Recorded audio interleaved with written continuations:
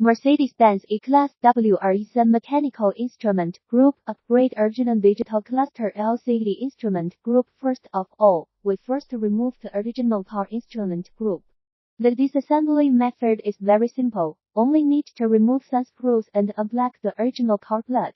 Replace it with our original digital cluster instrument cluster. The plugs are the same and can be plugged in. Our accessories have ambient lighting for the instrument cluster and are equipped with special connectors. After all the installation is completed, you need to learn the mileage of the original car through the Mercedes-Benz dedicated computer. After learning the mileage of the original car, the work will be completed with our Mercedes-Benz parts supplier from China and hope to cooperate more with our peers. The wholesale parts price is more favorable. Welcome to contact me. My contact information is introduced on my homepage.